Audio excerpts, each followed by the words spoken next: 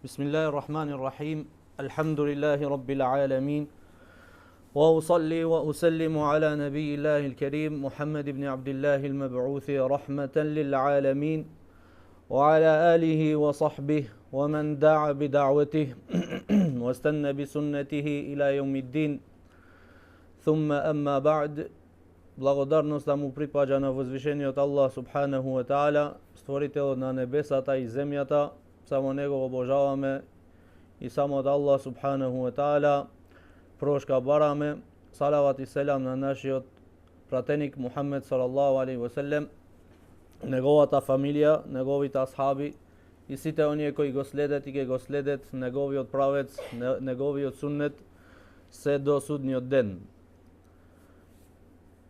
Почитувани браќа, добро дојдовте на новиот меџлис од меџлисите на фикхот.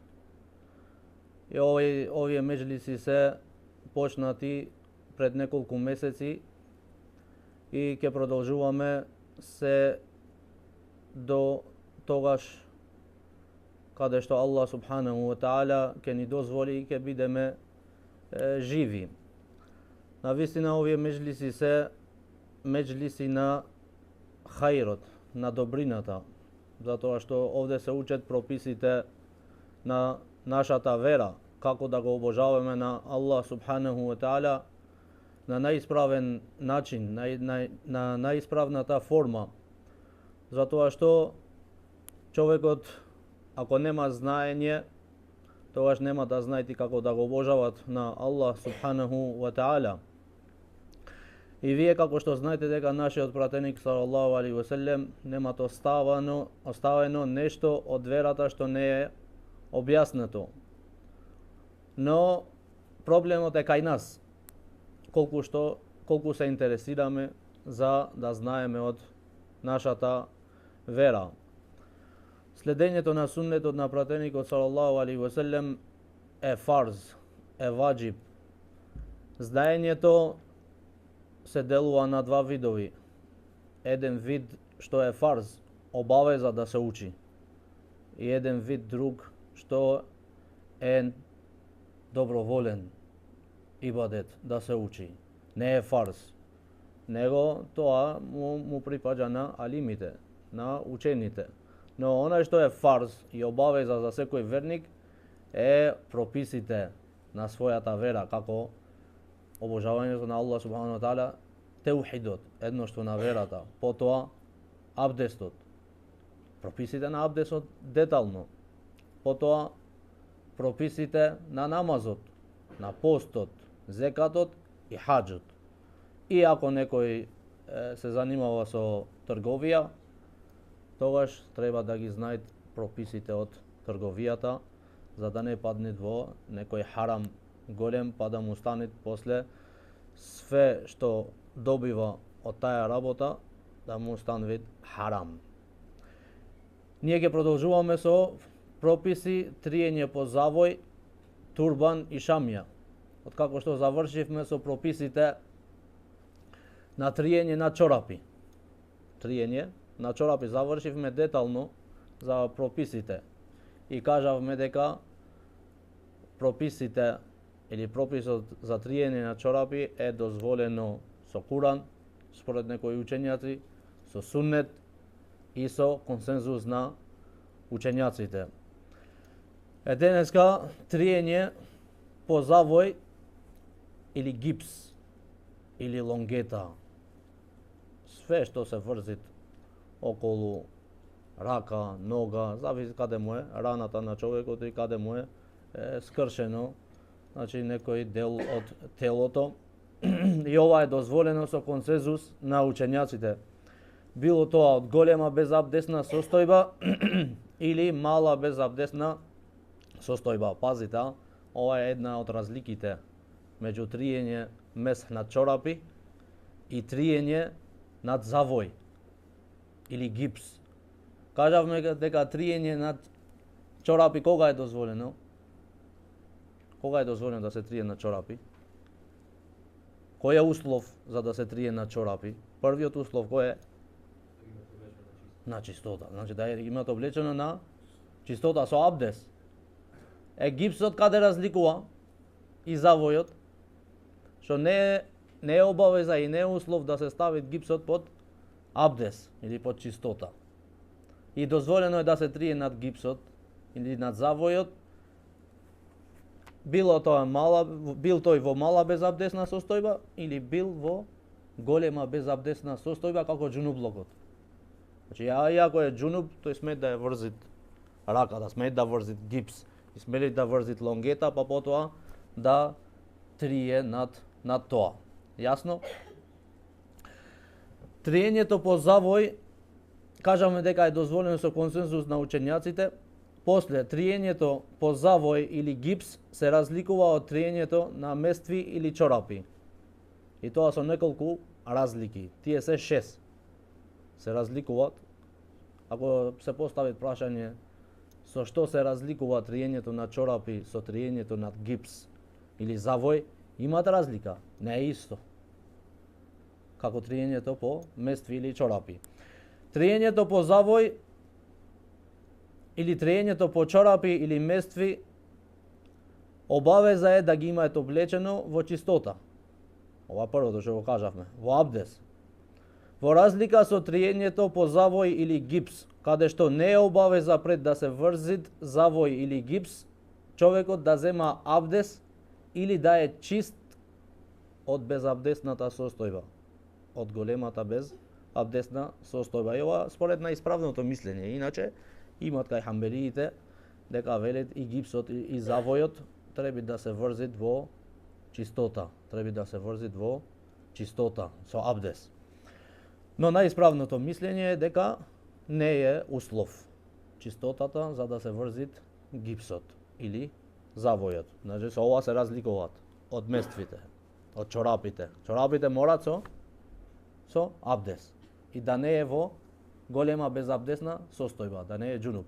Ако е џунуб, мора да се капи, да ги мие нозете, па потоа да ги облеквит чорапите.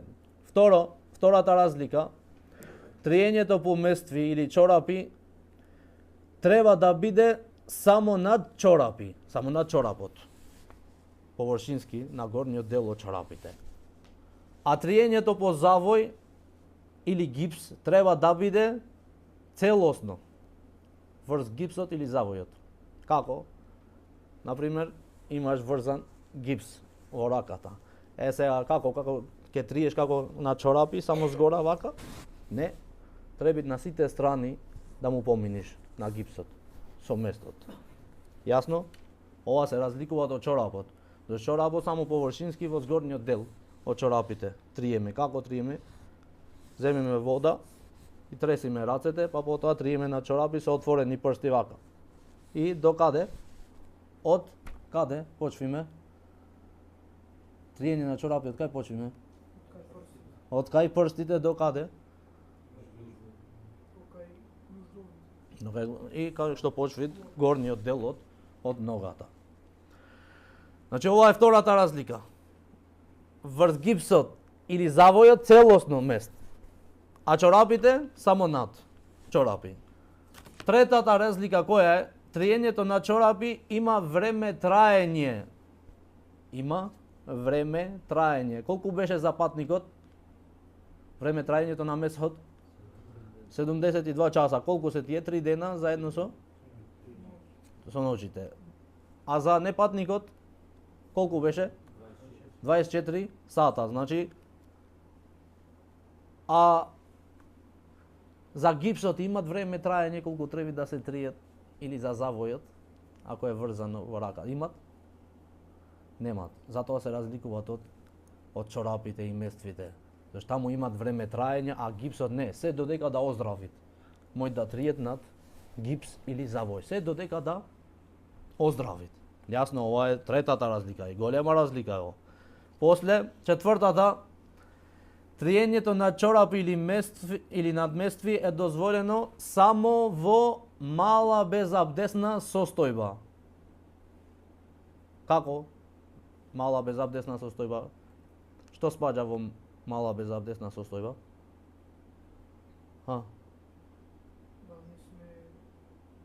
Не, тоа е голема безабдесна состојба. Мала безабдесна состојба што е? Што спаѓа во мала безабдесна состојба? Се спиете видите или што? Да имаш расипан, нужда или и така, вршени нужда или други работи што се рачунуваат мала безабдесна состојба или газ. Додека во гипсот или завојот, врзење гипс или завој, кажавме дека е дозволено и во мала безабдесна состојба да се триет на тоа, ако човекот има мала безабдесна состојба, исто и во голема безабдесна состојба како што е џунублокот. Не треба да го одврзит гипсот па потоа да го врзит пак одново, не. Се додека има потреба, треба да го држи само триет над гипс или завој. Добро, петтата разлика, мествите се облекуваат само во нозете, додека завојот или гипсот може да се стави во различни места на телото. Мествите каде се облекуваат? На глава? Не, само во нозе. Така? А завојот може да се стави во различни места од телото. Или гипсот може човекот целосно да влегви во гипс, ако се скрби. Ова е голема разлика од триењето на мествите. После, шестата и ова е последната, триењето на чорапи е леснина. Триење на чорапи е леснина. Се прави за да ти олесна. Аллах субхана тааля го има дозволено тоа нешто од леснина, за да ти биде полесно. А триењето на завој или гипс е од мака, од тешкотија. Јасно? За човекот кога е скршен во мака е во тежина или во леснина е во тежина, во мака. Значи овие се 6 разлики меѓу триење над местви и триење над гипс или завој. Сега условите за триење над завој или гипс. Услови за триење над завој или гипс. Има два услови. Освари тоа е еден, па некои учењаци велат дека се два. Првиот услов вели да се стави гипсот додека е чист со абдес. Ова е мислење во ханбелискиот мезхеб, го споредвет со триењето над чорапи.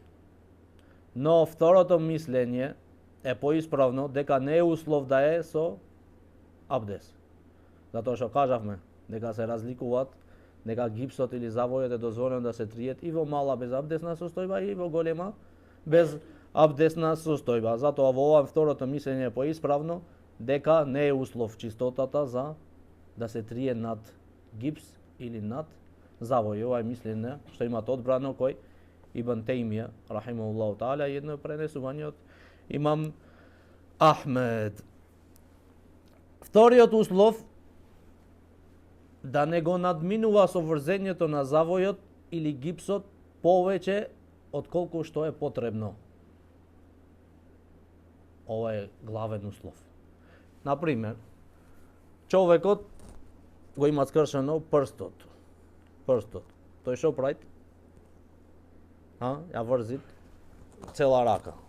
Наречем, или цела рака. Некој заедно со лактот го врзит. Овде му е скршено, тој го врзит, ја врзит цела рака. Значи, што треба да прави овој? Овој треба да го одврзит и да го истајат гипсот ако го надминува она што е потребно. Кога зема абдес или кога зема гусл, затоа што не му е валиден абдесот. Не му е валиден гуслот. Ако го надминува местото каде што е потребно да се врзи, дотолку е, например, прстот ако се скрши, доволно е до овде само да се стави гипс. Зависи тоа го одреди кој докторот. Го одреди колку што е потребно. Му велиш на докторот ако не е потребно повеќе да се стави, немој да го стави затоа што после овде иде проблем кога јас земам абдес. Мојот абдес да не ми биде валиден.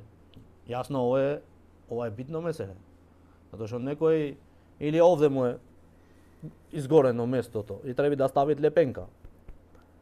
Што како се вика тоа лепенката што ги стават? Да, или завојот или она анзапласт што вели мене. Анзапластот овде. Ти сега што правиш анзапласт, можеш цела рака, не? не е потребно да се стави во целосно, кога не е потребно да се стави целосно, тогаш треба да го истаеш кога земиш абдес, па потоа врзи го пак, ако имаш потреба или да ти биде посигурно. Ова е главен услов во триење по завој или гипс. Јасно? Завршивме со завојот. Сега овие прописи за триење на турбан, на арапски се вели имама или чалма.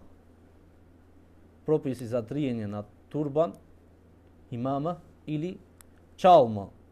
Триењето на турбан е дозволено и дојдени се неколку хадиси од пратеникот салаллаху алейхи ве селем. Еден од тие, како што велит Мугира ибн Шуба радијаллаху таала анху, велит пратеникот салаллаху алейхи ве селем земал абдес, па триел во предниот дел на главата, над турбанот и триел над местви.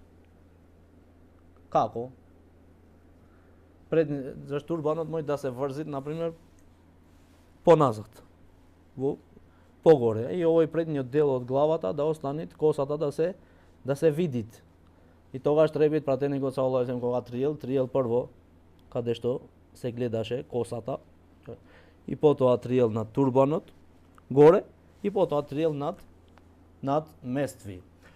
Овој хадис го пренесува имам Муслим. Исто е дојден од Билал ибн Рабах радијаллаху таала анху, во еден хадис што го пренесува имам Муслим, вели дека пратеникот салаллаху алейхи ве селем триел над местви и над турбан. И се пренесува од Омер радијаллаху таала анху дека рекол, ако сакаш три над турбан, ако не, одврзи го или истај го. Исто се пренесува од Абу Бекр радијаллаху таала анху, Енес ибн Малик, Абу Умама и други од асхабите, како што пренесува Ибн Аби Шейба во неговиот Мусаннеф и Ибнул Мунзир во книгата Ал-Аусат. Добро. Но научњаците рекле дека дозволено е триењето на турбан под услов. Под услов. Турбанот да биде како што беше во времето кога арапите држе турбан. А тоа е да е врзана околу главата и еден дел околу вратот и нешто од турбанот да се спушти назад, меѓу рамената или пак на левата страна, да ја пушти на левата страна позади или пак на десната страна. Но другите учењаци како Ибн Теймија вели дека овај не е услов, затоа што вели нема дојдено никаков доказ дека морат да бидат така. Но најисправното мислење, Аллах најубо знајт, е дека прописот за триење на турбанот се земат од каде? Од маката, од тешкотијата. Зашто турбанот да се врзи и да се одврзи кога земаш абдес, имат тешкотија и имат мака во тоа. Се додека имат мака и имат тешкотија во врзење и одврзување на турбанот, е дозволено да се трие на тој турбан. Како што беше претходно, турбанот тие ги врзе над нивните глави, еден дел во вратот, а не е лесно да го врзиш, ти треба неколку минути. Зашто не е како чалмата денешна, што оџите го има врзана готова и само ја стават на главата и ја истајат. Над ова чалма не е дозволено да се земит, да се триет. На чалмите што денеска ги држиме ние оџите, например, не треба да се триет и не е дозволено. Над капа не е дозволено. Над шимак што носат арапската шамија, што арапите, не е дозволено. Додека турбанот што е со врзење и одврзување, овај е дозволено да се триет над тој турбан. Јасно? Ова е меселето на турбанот, чалмата. Сега последното меселе е триење по шамија. Триење по шамија. Шамијата, учењаците велат, е во смисла на турбанот кај маживе. Шамијата е во смисла, или го споредуваат учењаците, исто како турбанот што е кај маживе. Пренесено е од Ум Селеме радијаллаху таала анха, како што пренеси Ибн Аби Шейбе во неговиот мусаннеф, дека таја триел над Шамија. Таја триел над Шамија. Па добро, дали е дозволено да се трие над Шамија така, само секогаш? Не. Се додека се споредви со турбанот, тогаш прописот од каде се земвид? Од тешкотијата и од маката. Например, жената дозволено е да трие над Шамија ако, например, е многу студено. Еко многу студено, ладно, надворе, и е ептен студено. Местото е невидливо, таа е сама, нема никој. Ама местото е студено, многу студено, што ако е одврзи Шамијата, за да триет на својата глава, може да се разболите. Тогаш дозволено да триет на Шамија. Ако е во патување, жената е во патување и земат абдес, но местото имат каде што е отворено место, имат и мажи, што не сметаја да му се гледат косата пред туѓи мажи, тоа жената е дозволено да триет над Шамија. Или пак жената ако биде во своето место, во својата куќа, пред махреми нејзини, тогаш не му е дозволено да триет над Шамија.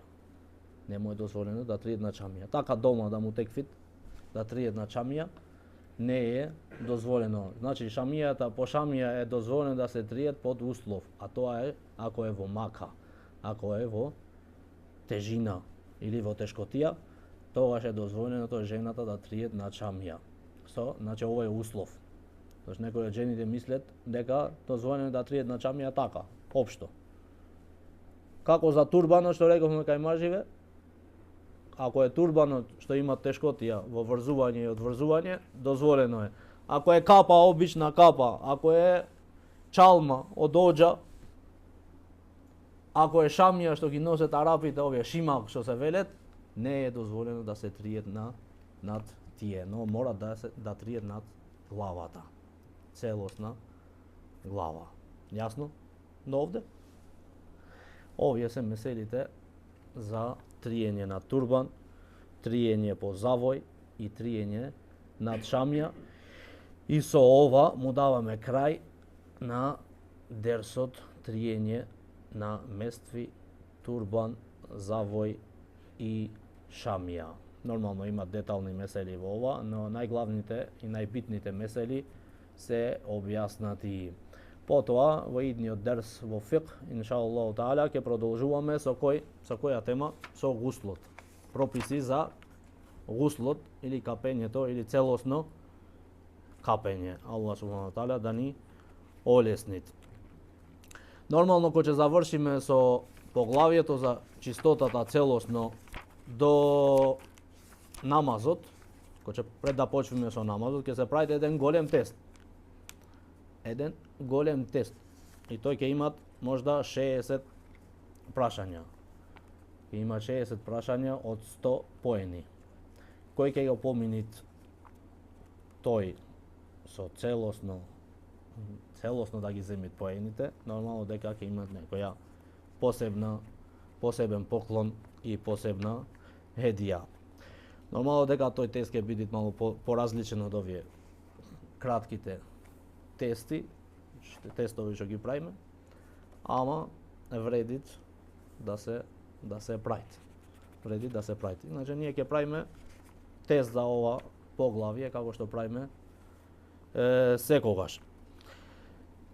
Аллах најубав знајт, Аллах да ве награди за саборот и трпението и понатаму иншааллаху таала ќе продолжиме со дерсовите во идните дерсови во идните недели и за фиқх и за заборавени сунети што имаме почнато и придобивки на намазот, а можда ќе се почнети во тефсир, зависите од времето и од обавезите што ги имам јас овие дена.